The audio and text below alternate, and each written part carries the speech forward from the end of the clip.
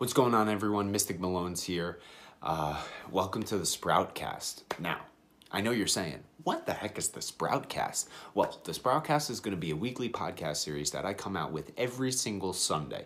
So while you're trying to figure out something to watch, in between all the football games, or you wake up in the morning and it's like, I want to watch one of Sprout's videos, I'm going to have a weekly podcast series where I come out with every single Sunday, where I'm going to talk about specific topics that I feel that we don't really discuss that much. Today the world is very technologically driven. Social media is a key. Everyone's worried about what celebrities are doing or the economy and all this stuff, but it's rare that I come across someone that's very focused on working on themselves and bettering themselves. So for this first episode, we're going to talk about overcoming obstacles. And I know that's a very broad statement, but people deal with situations every single day of their life, whether it's a big situation or a small situation, but we're all going to deal with stuff. But it's very important that you learn to overcome those obstacles, and there's a couple of methods to doing that. Now, I have a little backstory to kind of back this up. And in this series, I'm going to relate a lot of things to my own life because that's what I know so well. I know my own life. I know the things that I've been through and how I overcame them, whatever it might be. So for this first week, overcoming obstacles. Today is a very monumental and important day for me. It might be a typical Sunday for you. It's October 21st. You got football games. You're doing this. You might have barbecue at the house. You might go to the pumpkin patch or whatever it might be. But today's a very important day for me. 5 years ago today, I decided to make the move from New York to Virginia. Yes, New York, Virginia. So now you might be thinking, well, God, people move all the time. But it was a really important decision for me to make, and it happens to be the best decision I ever made. So a little backstory. I'm not going to make this story too long, but it is very important to the big story and the importance of it and the importance of the topic of today's video. So I'm going to try to keep it short. I want you to know, I don't want you to feel sad for me or any sympathy or anything like that, but this is a very touchy subject and not too many people know about this. They know a little bit about it, but they don't really know how in-depth I'm about to go with this video. But just know that I'm doing fantastic right now. So, 7 years ago, I was a senior at Tappan Zee High School in Rockland County, just outside of New York City, and life was normal. I was going through my senior year, playing basketball, hanging out with friends, talking to girls, doing typical stuff. But 3 days after Christmas, my father went to the doctors and found out that he had stage 4 pancreatic cancer. Now, if you don't know anything about pancreatic cancer, it happens to be one of the worst types of cancers that you can get. By the time that they find it in your body, it's pretty much too late. There's a good amount of cancers that you can treat and you can go through chemo. My aunt, she had breast cancer. She went through chemotherapy. She was able to fight it back and pretty much get rid of it at the time then. So there's those types of cancers, but then there's something like pancreatic cancer where basically it's a death sentence. So the doctor told my father, 3 days after Christmas of all days, that, you have a couple months, 3 to 6 months, and then you're going to pass away.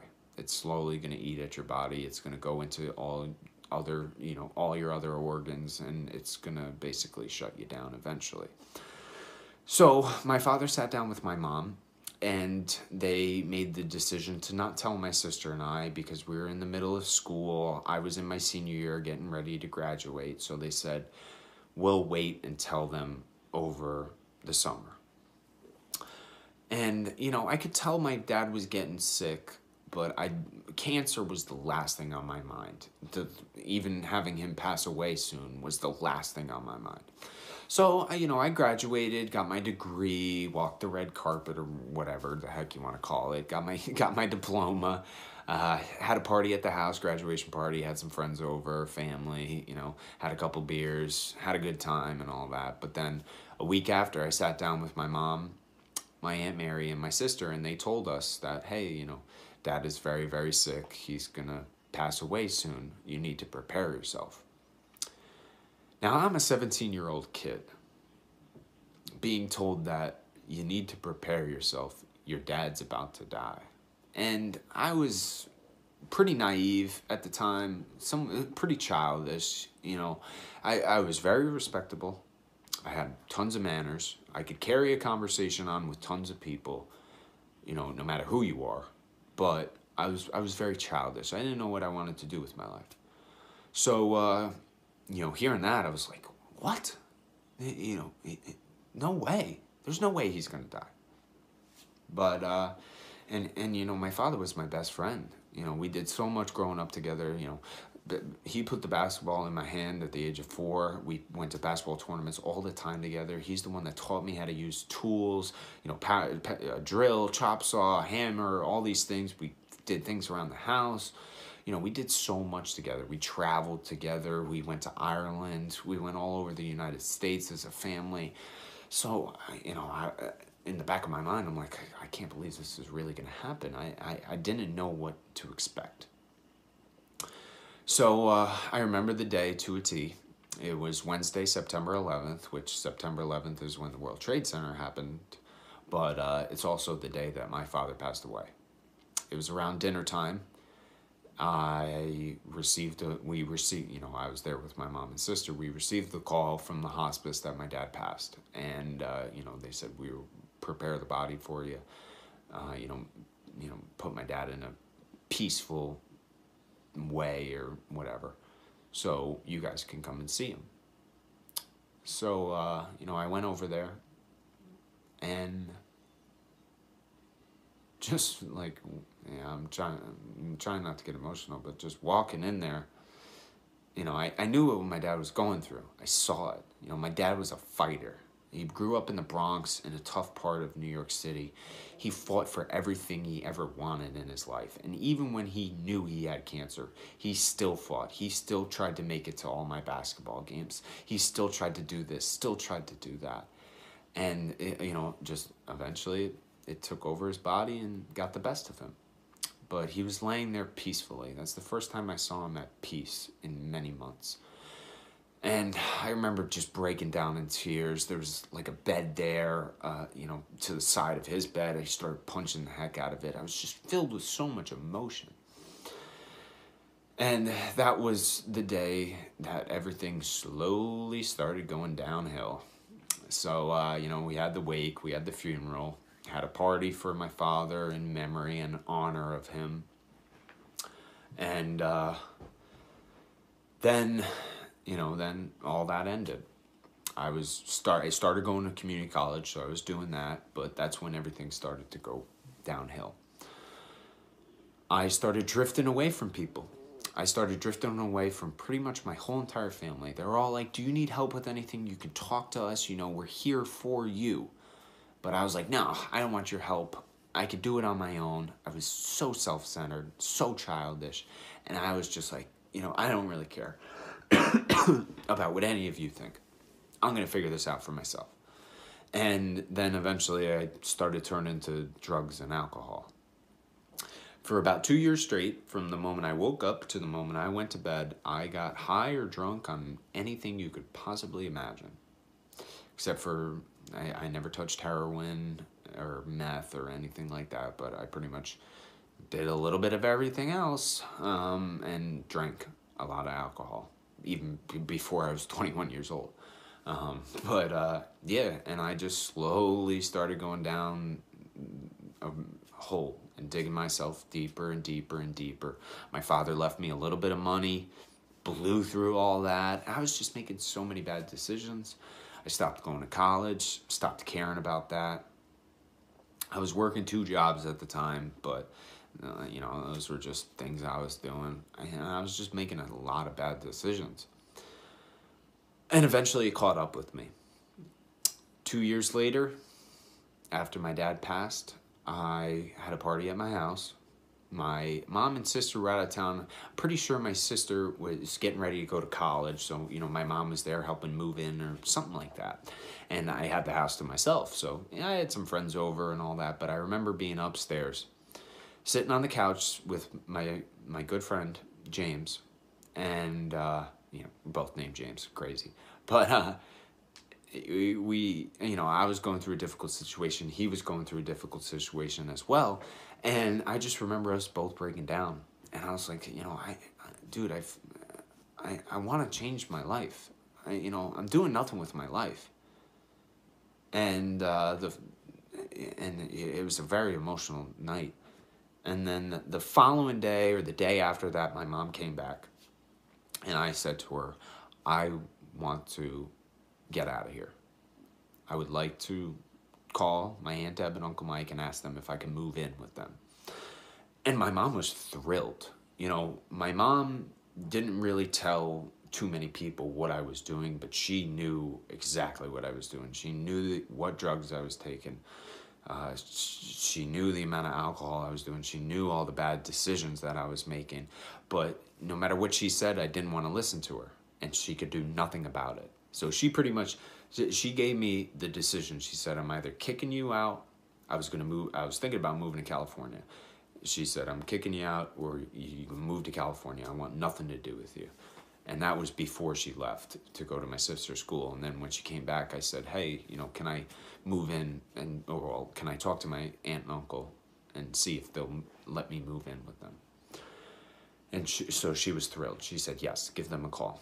So I called my aunt and uncle and I asked them if I could move, and they said, we'd love to have you down here. And I said, okay. And this was a Saturday. I said, give me a week. Let me get my affairs in order. I need to quit my 2 jobs and all that. I will move down next Saturday. Next Saturday, packed my bags up, and I drove down here to Virginia. And it just so happens that that day was October 21st, 2013, 5 years ago.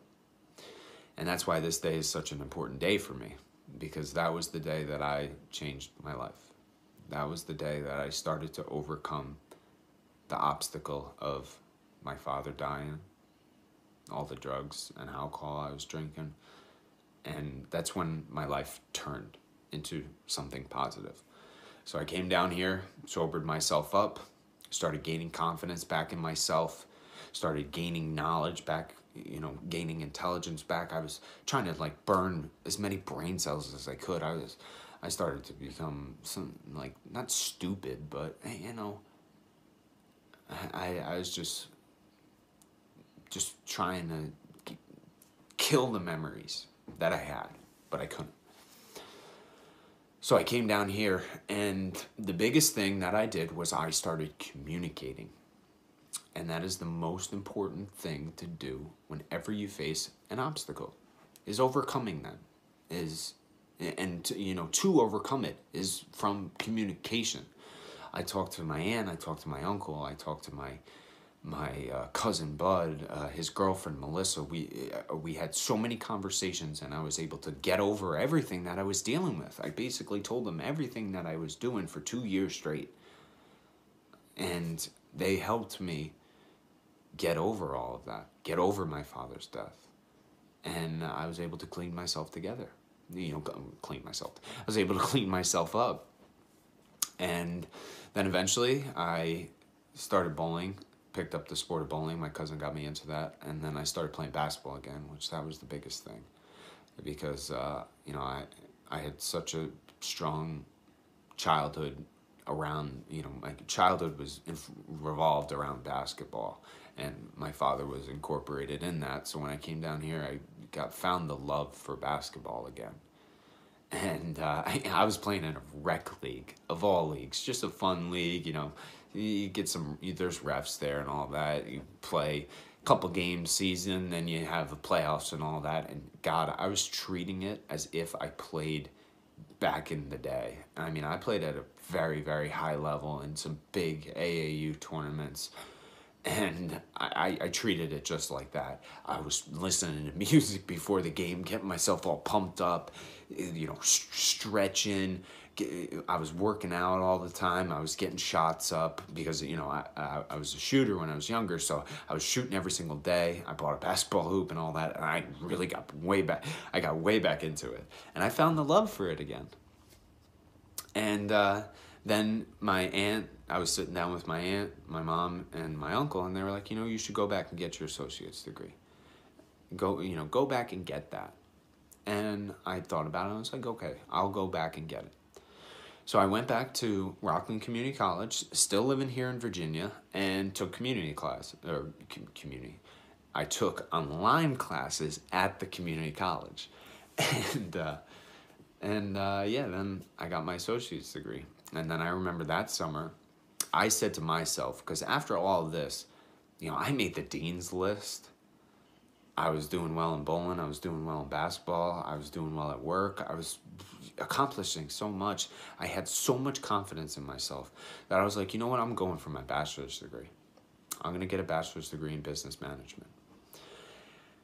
And if you would have asked me, let's say like that night when I broke down and made the decision, let's say a couple days before that, if you would have asked me, hey, James, are you ever going to go back to college? I would have said, you're crazy. I am never stepping foot in the college again. And here I am getting ready to start my bachelor's degree. I mean, that's just so crazy. It's so crazy to me. And so I went and got my bachelor's degree. I went to the University of Phoenix, took online classes once again, and I got a bachelor's degree in business management. And during that whole entire time, the reason that I was able to get myself better is because I stayed active. I worked a full-time job for my uncle for his hot tub company, building hot tubs and spas, doing carpentry work and all that. Went to school full-time, bowled 3 nights out of the week, played basketball 1 night out of the week, had a girlfriend, had a family life, still played video games, still went out and did stuff, went to Busch Gardens, to roller coasters and all that. I still had a life and was able to accomplish all these things because I stayed active. I stayed in a positive mindset. I stayed around positive people. And that's how I was able to get myself better and overcome those obstacles. And so then I finished college and I'm like, all right, well, you've been working like a crazy person for the last couple of years with a very, very busy schedule. And, give yourself a month. Just relax. Go to work, come home, hang out with your girlfriend, go play video games or whatever. Just relax.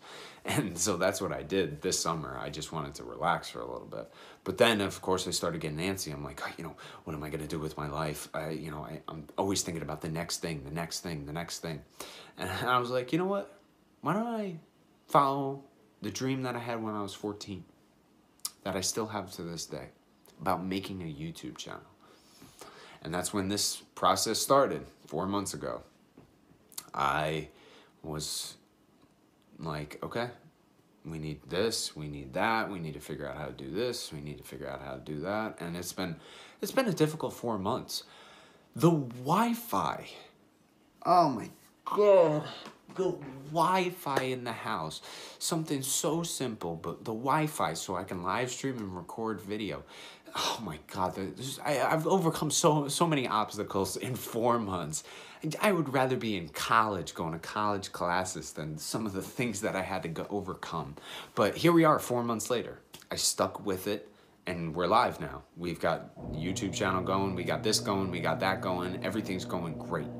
But this is the next chapter in my life that I'm moving towards.